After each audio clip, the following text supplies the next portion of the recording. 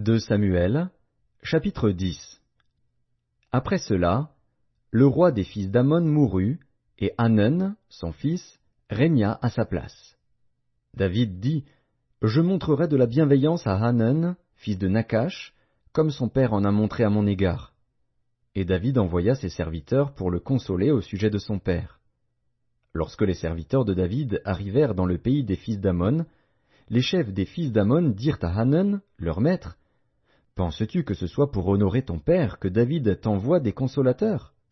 N'est-ce pas pour reconnaître et explorer la ville, et pour la détruire, qu'il envoie ses serviteurs auprès de toi? » Alors Hanun saisit les serviteurs de David, leur fit raser la moitié de la barbe, et fit couper leurs habits par le milieu jusqu'au haut des cuisses. Puis il les congédia. David, qui fut informé, envoya des gens à leur rencontre, car ces hommes étaient dans une grande confusion. Et le roi leur fit dire, « Restez à Jéricho jusqu'à ce que votre barbe ait repoussé, et revenez ensuite. » Les fils d'Ammon, voyant qu'ils s'étaient rendus odieux à David, firent enrôler à leur solde 20 000 hommes de pied chez les Syriens de Beth-Rehob et chez les Syriens de Tsoba, 1 000 hommes chez le roi de Maaka, et 12 000 hommes chez les gens de Tob. À cette nouvelle, David envoya contre eux Joab et toute l'armée, les hommes vaillants. Les fils d'Ammon sortirent, et se rangèrent en bataille à l'entrée de la porte.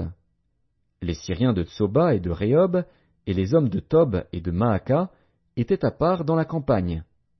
Joab vit qu'il avait à combattre par devant et par derrière. Il choisit alors sur toute l'élite d'Israël un corps qu'il opposa aux Syriens. Et il plaça sous le commandement de son frère Abishai le reste du peuple pour faire face aux fils d'Ammon. Il dit, « Si les Syriens sont plus forts que moi, tu viendras à mon secours.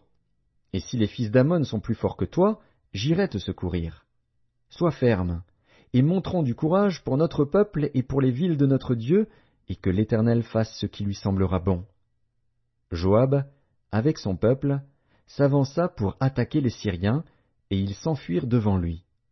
Et quand les fils d'Ammon virent que les Syriens avaient pris la fuite, ils s'enfuirent aussi devant Abishai et rentrèrent dans la ville. Joab s'éloigna des fils d'Ammon et revint à Jérusalem. Les Syriens, voyant qu'ils avaient été battus par Israël, réunirent leurs forces.